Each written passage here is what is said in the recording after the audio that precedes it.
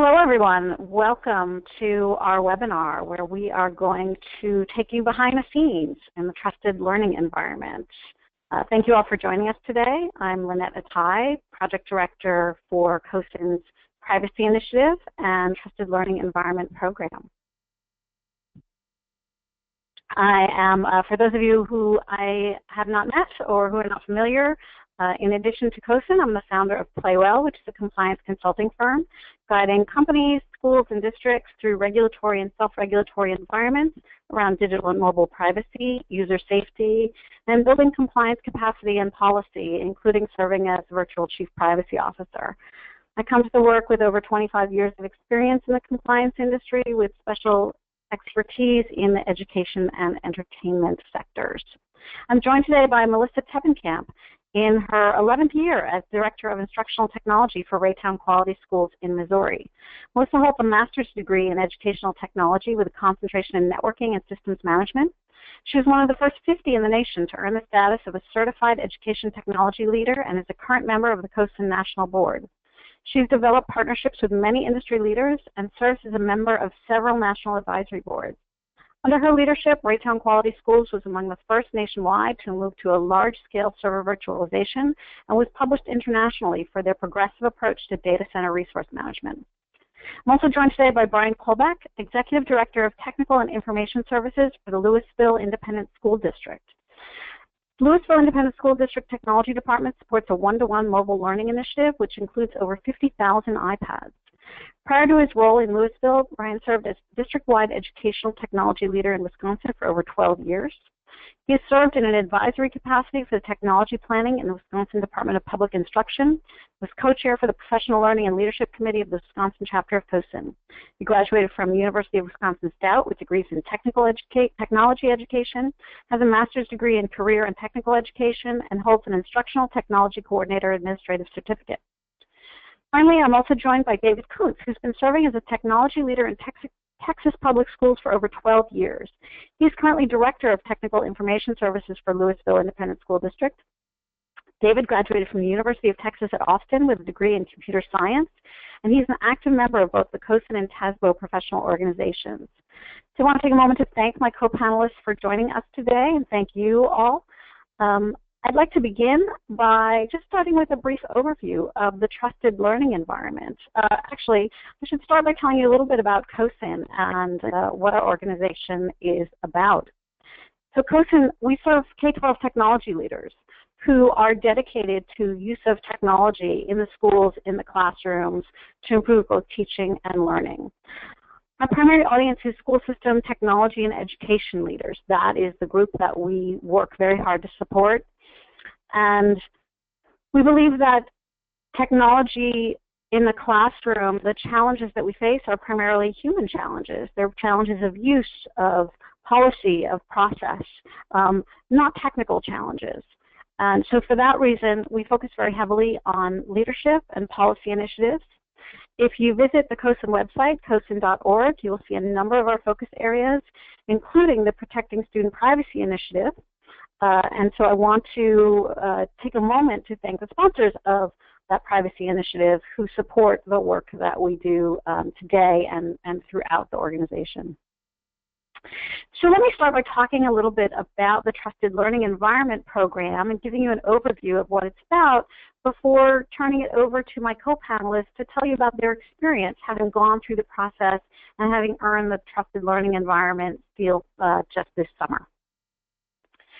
So the Trusted Learning Environment seal is, we consider it to be a mark of distinction for school systems. It signals that you've taken measurable steps to ensure the privacy of student data. This program is unique in that it was developed by school system leaders for school system leaders. It's yours. It's your creation that we help facilitate development of in partnership with a number of organizations, including our lead partners, School Superintendents Association, ASBO, and ASCD.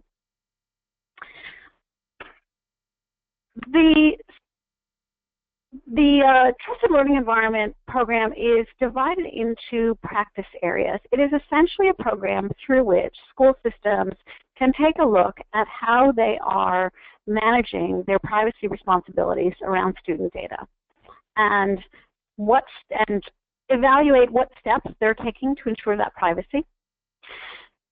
It falls into 5 practice areas: leadership, business, data security, classroom, and professional development. And under each of these 5 practice areas are specific items that school systems are asked to measure in order to demonstrate the compliance steps that they're taking. We could have the next slide, please. So let me talk a little bit about what each practice entails. And this is very high level. If you go to the Trusted Learning Environment website, trustedlearning.org, you will be able to download the entire application, all of the practices, and see them in detail. But just at a high level, when we talk about leadership, what we really mean is the school system leadership, management, and collaboration with the variety of stakeholders required in order to use and govern student data properly to inform instruction. Then we look at business processes. We want to make sure that school systems have established vetting processes for acquiring technology, that they've put contract provisions in place that address the applicable compliance laws, but that are not so unduly restrictive as to deter innovation, that they have processes in place to ensure that everyone on staff understands the vetting process that technology needs to go through before being brought into the classroom to ensure that the school is managing its compliance responsibilities. We also ask schools to assess their data security practices, performing regular audits of data privacy and security, publicly explaining what they are doing, at least at a high level, to protect the data, and how they are managing their data security infrastructure. The practices also require attention to professional development and staff privacy and security training offered to all stakeholders, making sure that your teams understand the school system policies around data privacy and security, how to implement them, why they're in place, and what their responsibilities are. And finally, classroom. How are we informing students and parents about good data privacy practices, why technology is used in the classroom, why data is collected, ensuring that children are getting those really valuable lessons around protecting their privacy through behaviors and lessons that are distributed and modeled in the classroom. So through the process of the Trusted Learning Environment field program, going through this process, what we ask schools to do is to provide evidence that they have met the requirements of all the practices. And that evidence is then assessed by your peers, by myself, and generally 2 CTOs, 2 school district CTOs. And we assess it for meeting particular thresholds. And once we've done the assessments, we're able to award seals to those school systems that have implemented student data privacy protections that meet these very specific requirements and that we feel are measurable. And in awarding the seal, what we are doing is signaling to the community that you have developed and maintain a commitment to student data privacy. The seal is not the end of the compliance journey. We always say that compliance is never really done. It's a process that needs constant attention. However, this is a way to start easing the conversation with your community around the steps that you are taking to ensure data privacy and security of student data. If we could go to the next slide, please. Now, I think we all understand why the field program might be valuable, but it's worth repeating that technology is critical to the 21st century classroom. And with that comes a good deal of fear and concern from community stakeholders, particularly parents, who may have questions about how student data privacy is being protected and what you're doing in order to meet your responsibilities around that data.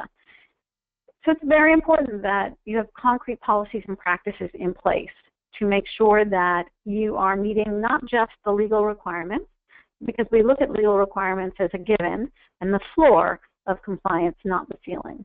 Look at you're going above and beyond, and that you are living and breathing your responsibilities around protecting student data and clearly communicating to parents and other community stakeholders just how you're doing it. So going through the TLE program helps you not just, hopefully get to a place where you're awarded a seal and you can ease the conversation with your community, but also to measure and assess where are you at in your compliance program, how do your current practices measure up, and where might you have areas of improvement, or even if you're strong in a lot of areas, where are you seeing that perhaps your policies and practices need updating, or how can you bring them to the next level? And the SEAL program, going through the program, is going to guide you through that process. As I mentioned, we view compliance with the law as the floor, not the ceiling. And so the TLE SEAL program includes those practices that, while not necessarily required by law, are very important from an implementation standpoint to comply with the law and to protect student data.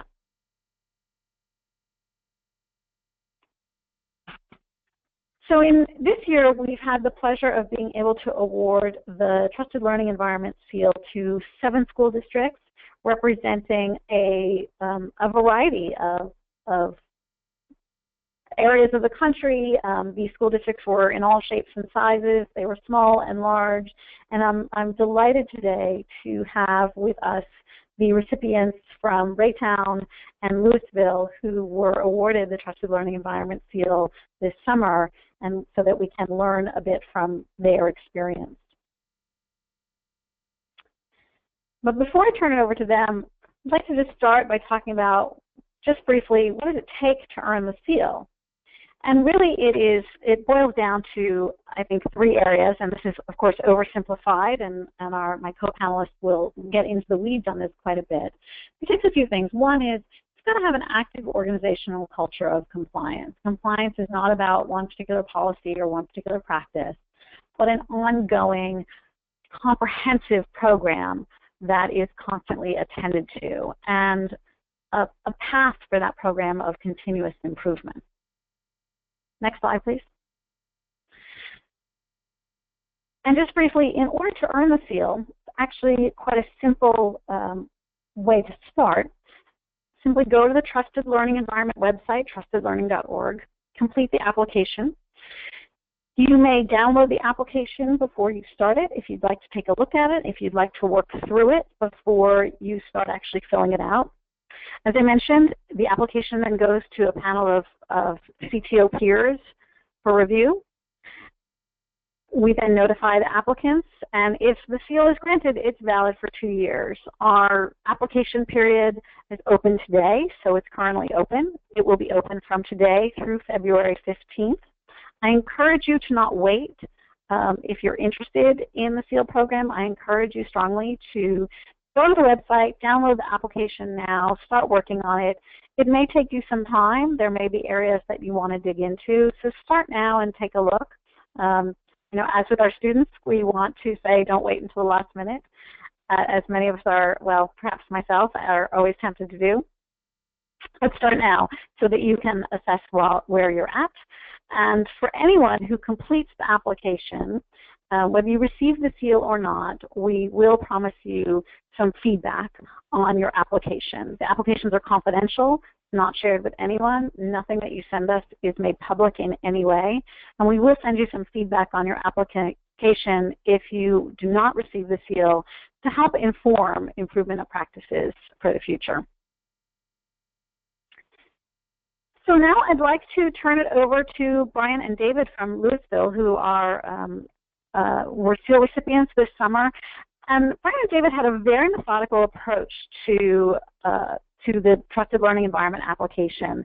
And so I'd like to ask them both to talk us through how did you go about putting the materials together and organizing yourselves around the application? I think our listeners would really benefit from hearing from your experience. All right, thanks, Linnette. This is Bryon. Can you hear me okay? Yes, no problem. Okay. Well, I think before we get into the details, I just want to highlight a couple important items, and this was mentioned in the earlier slide about the importance of having a data privacy culture. I think that was one of the benefits, I think, for our district, is that we did have a very strong culture already established. We were doing some really good things. For example, we have an elementary app store that we only allow apps deployed after they're reviewed. We have a team that reviews the terms of service on those apps. We went through really a year-long technology planning process, and one of the real focus areas of our tech plan was recognizing what's happening nationally, as well as expecting what's going to happen at the state level regarding policy on student data privacy. So we really tried to even learning about the seal and certainly the application. We had a lot of efforts being made in trying to ramp up our efforts in the area of student data privacy. So that certainly helped us. And I think having that culture, once we were more aware of what the framework was, just a little background, last spring I went to the National CoSN Conference and participated with several other districts to learn about the Trusted Learning Environment Seal. And after that process, I came back to the district and shared that information with our leadership team and tried to forecast the value of what that would be for our district. And that really helped us have district buy-in into really moving this forward, because this is not really a technology department initiative. And as David and I explain this, you'll see this takes a lot of people to pull this together. And I think the data privacy culture that we had really prior to doing the application helped with that. Once we decided, or once there was agreement with our leadership team that we wanted to advance this, the next step is we really tried to bring what we felt were our key stakeholders in helping advance this forward. We brought them in on a webinar with CoSN, and it really allowed different, what we call process owners, to get better educated on what the seal is, what the framework is, and how it's structured.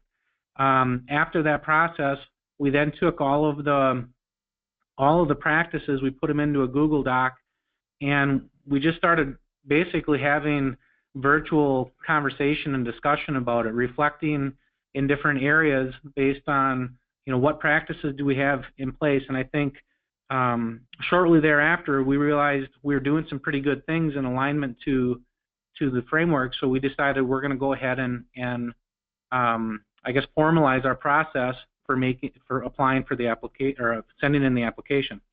And upon doing that, like I said before, this is not just the technology department initiative, so there's a lot of different stakeholders involved in this process. So we felt for this to be successful, we really needed to approach applying for the TLE in really kind of a project management approach. So we tried to leverage principles of project management to make that successful. And the first step in doing so was really assigning a project owner. And I was very, very happy with David Koonce, who I'll introduce here in a second. David really was the lead person, and David's the director of our Technical Information Services Division. And I'll hand it over to him, and he can explain the process he used on the project management side. David? Thanks, Bryon. So it is a very broad process trying to get the TLE application completed. It's going to span several departments in your district potentially, lots of different people involved. So we did want to break it up into some chunks so that we could deal with it a piece at a time. And so what we did, we structured it like a project, had tasks, identified people that we were going to kind of assign to those tasks. I did serve as kind of a point person to make sure that the application process was progressing forward. But what we did to kind of structure that project, we took all of the practice areas and all the different practices from the TLE seal and put them into a Google spreadsheet. We identified different things we were going to track about each one, including, the process has the website, they provided a lot of sample artifacts to gather, and so we put those into the spreadsheet. We also brainstormed what some of the specific artifacts that we knew about that might support each practice could be, and then we identified the process owners for each practice and put their names next to each one. And after that, what we did, I communicated directly with each one of those identified process owners, specifically with an email. I kind of created a form email that took the specific practice that their name was next to and highlighted that specific practice only in the communication. The communication was kind of a form communication, like I said, where it kind of detailed out what is the TLE seal. We need information from you regarding this practice and any artifacts that you might have related to it that could support this practice. I provided the samples that were the generic examples from CoSN, and I also provided the specific ideas that we had come up with that might be a supporting artifact. Now, that created a lot of great dialogue. I had some one-on-one meetings to follow up. People had questions. People also had referred me to other individuals in the district to try to track down artifacts through. But it created a great dialogue, but it also was great that we filtered that communication, so we didn't just send everybody a list of 25 different things to go see what might apply to them. We were very targeted in our communication, and I think that helped us move it along. I also included deadlines in those communications, that we needed artifacts provided to us by a certain date, which would then allow us to have plenty of time to take those artifacts, organize them, and then create the rationale behind each one for the application, because there's that write-up process that really is where you tell the story of how your district is approaching that practice, and the artifact is really just a supporting evidence of that. So we had plenty of time to write up our rationale for each one. We had a team that worked on that, reviewed it, revised it, got all that ready, and then got our submission done. But one last and really critical part that I wanted to point out is that, when we applied for this, it was, we wanted to get the seal, but we knew no matter what, we were going to have a benefit out of it. And it was going to be an opportunity for us to reflect on each one of these practices and what we were currently doing and what we could be doing better. So in terms of assessing where we stand and then looking where our future aspirations were for each one of those practices. And so the whole application process was a benefit to gathering that information and having that reflection process throughout. I think if you go to the next slide, we've got that Google spreadsheet that we used. It really just outlines the areas and the practices. That's where and then we listed the owners, the contacts that we were going to reach out to. We tracked first of all, did we think the artifact existed? We wanted to make sure we marked yeses on all that artifact exists column. We had the example artifacts provided, the proposed artifacts that we had come up with, and then once we had reached out to the people, we started tracking when did those artifacts start coming in, and we would mark, yes, we've got it. We made notes. And then lastly, in terms of those last two columns were where we started writing up the story of how we were meeting that practice as supported by the artifacts, and then our internal assessment and reflection on the practice was where we started to look at the delta. Thanks, David. So looking at the actual application process, I think the one thing that we also recognize is this is a 2-year process, and we also really focused on the process of reflection to self-assess ourselves against the framework. And in going through that process, even now after we've received the award, what we do is we are constantly in dialogue on different elements of maybe where we've made an improvement or we've advanced something, and we recognize, hey, that's a future artifact for next application. So we're starting to collect artifacts ongoing, just like any other portfolio development. We're trying to grab those elements and put them in there. Also, another tip would be in the process, inform the Board of Education early. We did that, and I'm glad that we did, because once we started going down this road, it did take a lot of people's effort to help pull this together. And also, once we were awarded, they were already aware that we had submitted the application. Also, in the process of, this is a little bit maybe getting ahead of ourselves, but once we were awarded, we also tried to make sure that the recognition for the award was shared by all of the different process owners, because it also shows our board and our school community that this is really a culture issue, not a technology issue, as I said earlier. So hopefully those tips can help you. I mean, we realize too, some of what we're doing is probably unique to the size of our district, but we found success in doing it that way. Thank you so much, Bryon and David. I'd like to turn now to Melissa from Raytown, who had a fantastic approach to data governance that included a comprehensive policy program that met the requirements of the trusted learning environment. And I think our listeners would love to hear more about sort of how the implementation really happens. Great. Melissa, thank over to you. Wonderful. I'm hoping audio is okay. So Raytown has had an established data privacy practice in place for years. I would say we were really going on 5 or 6 years, and we started slowly.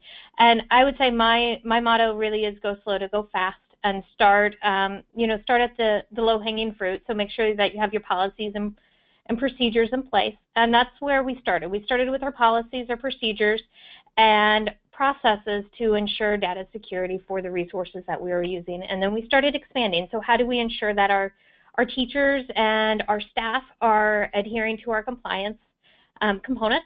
So we do have a technology handbook for all of our staff that includes all of the components of our data privacy.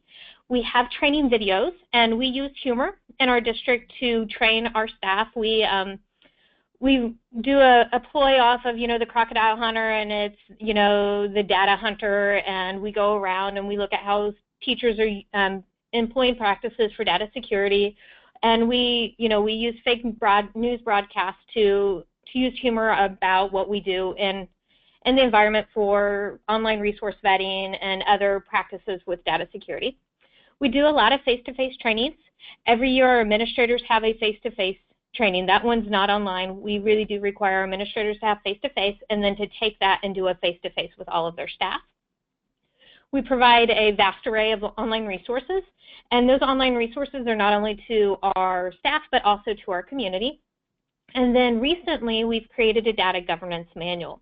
And that data governance manual came about because we had all of the practices and procedures in place that we needed to earn the seal, but at the same time, the state of Missouri started auditing school districts for data security. And when we were looking through audit results and some of the pieces that the auditor was looking at, we found that we needed a way to organize all of our components. So if we were to be audited, what would be the easiest way to go through that audit? And that really was to have an entire manual to pull all of our pieces together. We had several policies, procedures, we had practices, we had the handbook, we had the trainings, but we didn't have one document that really said this is how Raytown approaches data security. So our time in the application process was really spent on pulling together our data governance manual. And all of those pieces we already had. Some of them were more informal, and we formalized them through the writing, and those were the pieces that we thought, hey, we really do need to have this a little bit more detailed out in writing. Others were just taking and referencing a policy or procedure that we already had. Thank you. So our data governance manual is composed of, and hopefully, I know that there's a request of how do you really implement this, and hopefully these components of the data governance manual and talking through them will help you look at the pieces that we have established and that we put in place within Raytown on a daily basis. So your introduction is going to be very general. So we identify our data governance team, and we really have our cabinet as our data governance team. They're responsible for all of the data underneath them, under their responsibilities. So they may have a data manager that might be an administrator over our title funds, or you may have an assessment person that is a data manager, but really the data governance team is comprised of cabinet, and that's really where we get our full district buy-in. It's not a technology problem, it's not a technology compliance issue, it really is a cultural piece, and your team needs to be beyond just the technology department. And so I'm one member of the team, but I'm not the sole member. Our purpose really is for our data security. We talk about the scope, and this is another training piece that was really important for us to identify that the scope of data governance isn't just all of the electronic files. It's from verbal communication to anything that's printed, handwritten. Any piece of data, regardless of what form it is actually governed by our data governance manual. And, you know, we hear a lot about it might not be in the electronic file that is compromised, but it may be a conversation that's overheard. So making sure that we talk about data in all forms that it exists. And, you know, the regulatory compliance, which really is the floor. And then our data users, who's responsible for compliance, and that really is every user in our district. And that's where our training goes, is all the way to every single user that uses data. I will say on that training as well, we do require for every training that that entails a use of student data or personnel data, because we also are remiss if we don't think about all of the data we have on the HR side as well. Every single one of those trainings talks in part at least a little bit about data security, and we have standard slides that we send out if our administrators would like to use those, but every training will need to have some type of data user compliance component. Next slide, please. So in developing the data governance manual and really tying all of these pieces together, I struggled with how do you make a complete story about your data? How does it really make sense to tie it all together for somebody who's just coming in, or to help with the training for our end users? Really, how do we make it make sense? And we have a ton of policies, procedures, practices, and we structured it in just the life cycle of the data. So we have a policy, procedure, or practice that's in place, that has always been, or has been in place for years, at every single point of the data life cycle. And lining it out to meet those different components really helps tell the story of how our data is used in our district, and the steps each user and their responsibility for taking in the security of that data. So that starts everywhere from identifying the need and assessing the systems. And we talk a lot in our district about why do we need to send that particular piece of data to our, to that vendor, or why do we need to collect that data? Does XYZ vendor really need the address and phone number of a student, or is that a field that's optional that, they would like to have, but we don't really need to send it because we're not going to do any reports from that system on address. And so really identifying each individual data component and where our need is, why are we tracking that data, what are we going to gain from that?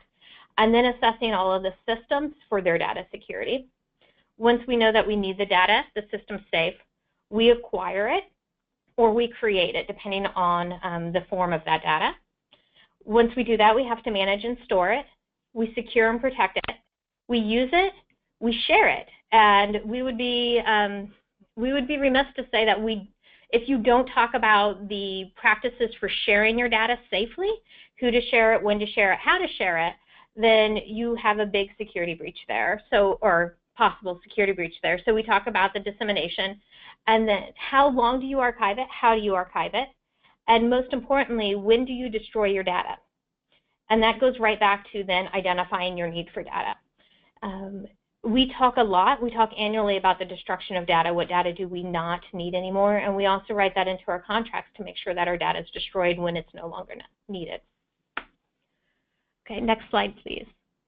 Once we go through that, we talk about the critical incident response. So what happens if we have a business continuity loss? What happens if we have a natural disaster? Or what happens if we have a data breach? So we have 3 separate plans for those, and we really go into depth on how to respond to those. And I think that those were the pieces where we had an informal practice for each of those. Business continuity was pretty buttoned up, but our disaster response and data breach plans weren't as full as I had wanted them to be. So we spent a lot of time of really documenting all of those pieces and creating that, that safeguard for the district. one thing that we thought about is that, that age-old saying, what if I got hit by a bus? Well, what happens if my team was in the building that just got destroyed and that's my data center? What would the district do if we weren't around to help save the day? And so we made sure that our district security officer has every piece of information, and talk about documenting your network. That's everything from a data inventory, every piece of data we have, where that's stored, every system that we have data stored in, how to get access to those systems, be it a vendor or do we host it, where is it backed up, how do you recover that backup, who's your go-to to help if we're not around. And so we delineate all of that in a manual that's separate from this, that's obviously not a public manual, that our district security officer keeps as well. So in the event of a crisis situation, he has access to information to work with the contractor to get us back up. I don't expect him to be able to do it, but he could hand that notebook over to somebody and they would be able to get the district back where they need to be in our absence. And those were big pieces that we really just kind of buttoned up through this process.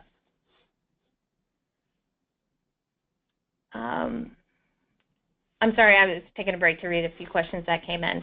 So I will say that, oh, that's okay, next slide. There we go. I'll say the meat of our data governance plan really are in the appendices. And we have a joke, that there's depth to it when an appendix references another one. And that's really because you can't separate out these pieces.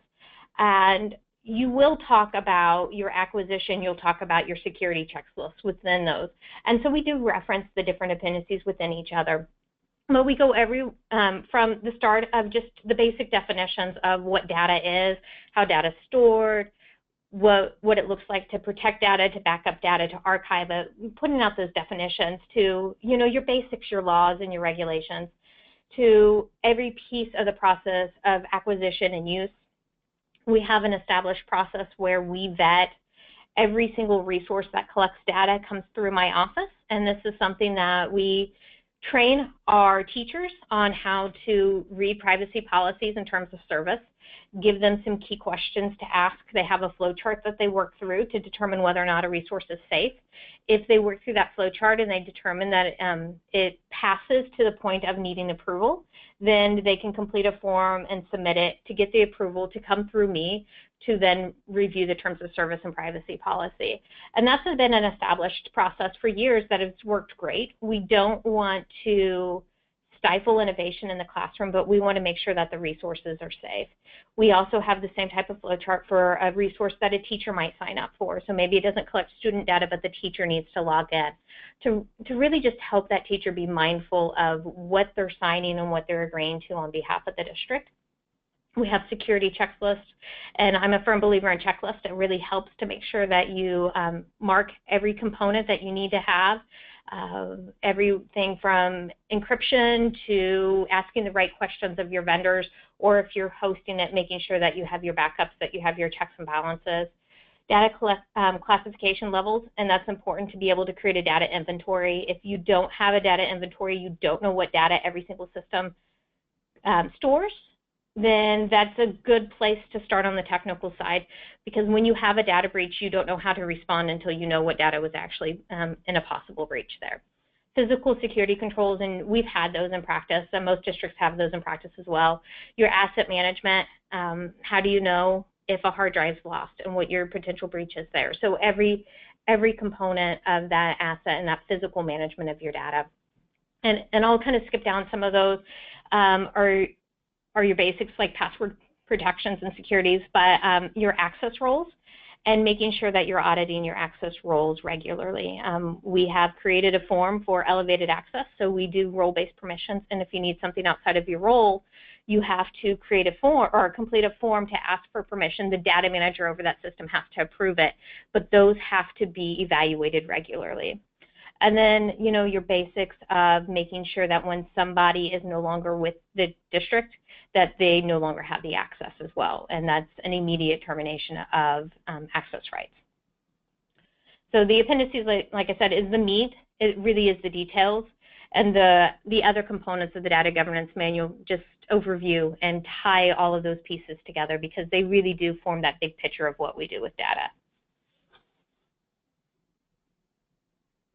Thank you so much. That was terrific. Just wanted to recap for our audience. We've had a couple of questions and wanted to make sure everyone had the answers. Heard from one listener who noted that they're about 60 to 70% there in completing, gathering the evidence, and having processes in place to complete their application. They wanted to know whether or not they could start their application but perhaps finish in May.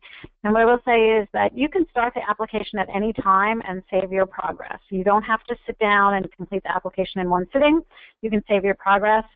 The application period for this cohort will end February 15th. However, we certainly do anticipate opening up another application period later in the year, so stay tuned for that. So if you're not quite ready, I encourage you to download the application, download the resources, the examples of evidence that are available on the website, trustedlearning.org, and take a look, start working through it. As Bryon and David told us, use it to inform your existing processes, and when you're ready, go ahead and apply, but you don't have to complete it in one sitting, and there will be other application cohorts opening up in the future. And a lot of questions that we got about the nuts and bolts. So how do I implement against the TLE practices? And I think we heard a lot from Melissa there, but I also, again, encourage you to look at the resources page of trustedlearning.org. There are some great resources there. Also go to CoSN.org. If you have not already, download the Privacy Toolkit, which provides some great information on privacy practices. We are going to be updating that with more information in the future, so stay tuned for that. You can also, pretty soon, we'll be opening up registration for an online privacy training course that I'll be facilitating in February. And there are other resources on CoSN.org. Also encourage you to visit ptac.ed.gov, which is the Privacy Technical Assistance Center from the U.S. Department of Education. They have tremendous free resources about compliance responsibilities there to help.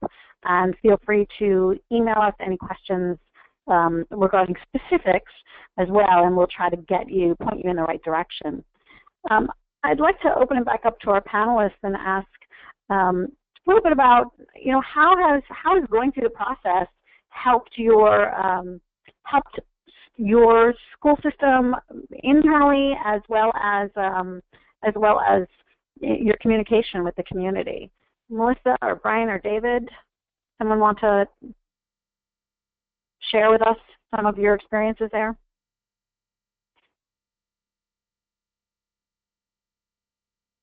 This is Bryon. I think the value is constant improvement. I think it's a good framework to look at a continuous improvement cycle.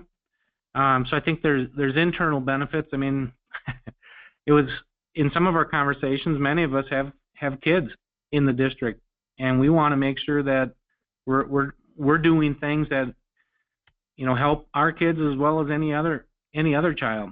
And I think also we have a pretty large mobile learning initiative. We have over 50,000 iPads in our MDM. So I think we're trying to show to our community that we're striking a balance between using a lot of technology, but also doing it in a very safe and student data privacy minded way.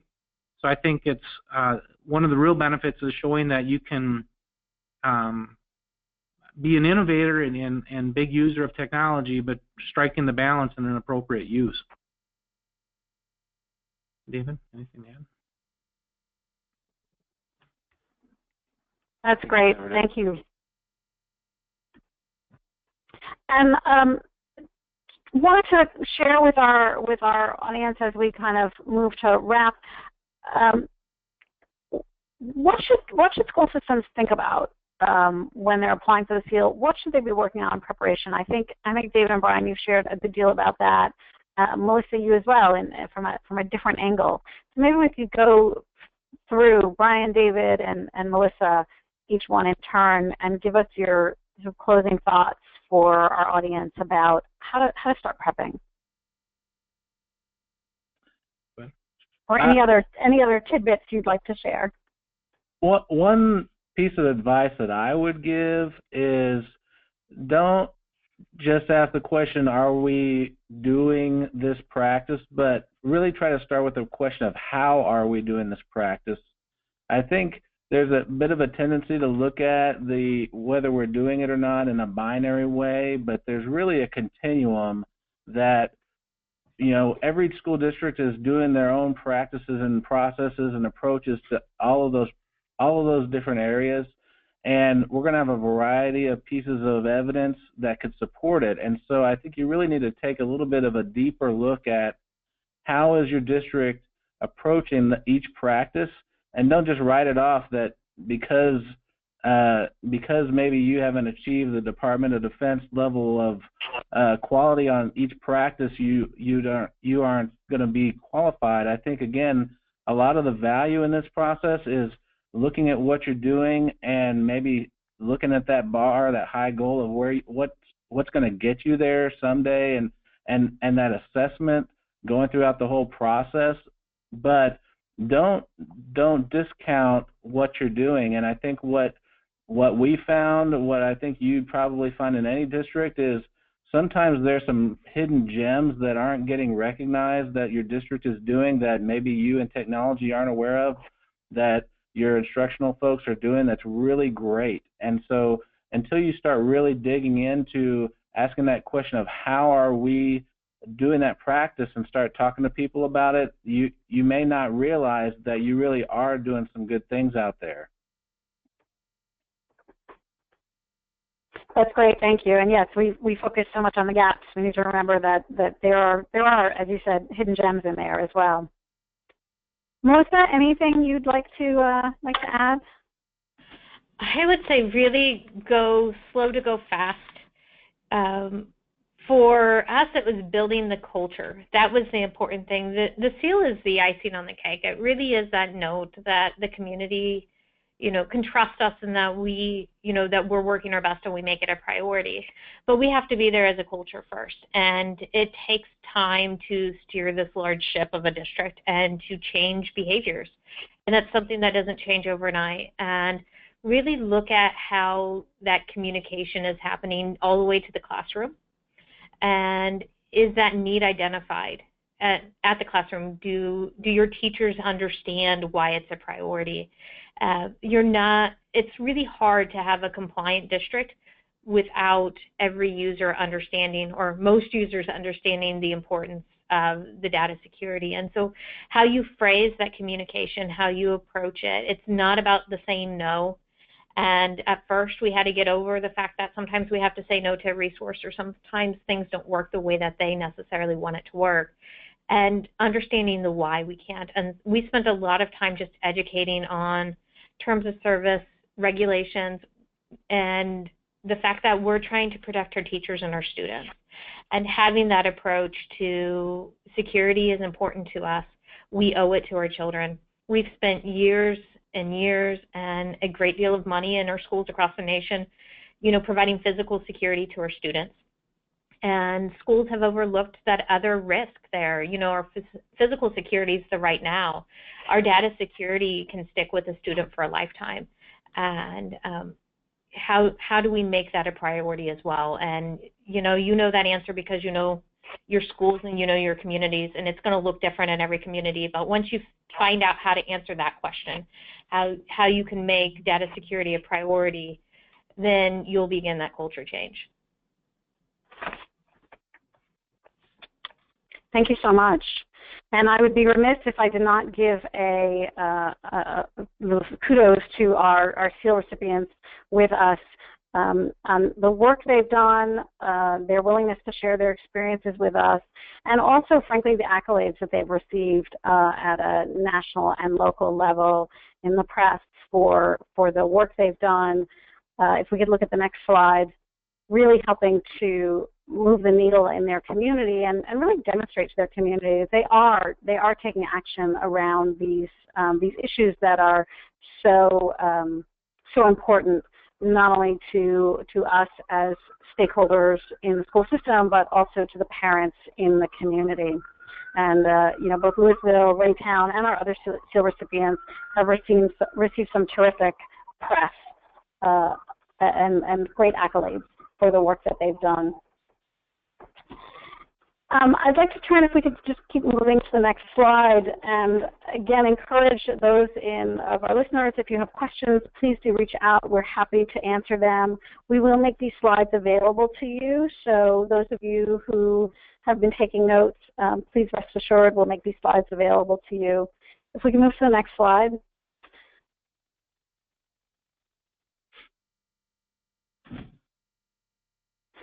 So as we said, the applications are open. They start today. I encourage you very much to go to trustedlearning.org.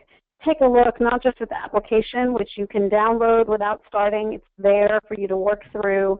All the practices are there. Examples of evidence for each practice are there, as well as a variety of other resources that can help support development of your compliance program or improvement of your program if you have one in existence.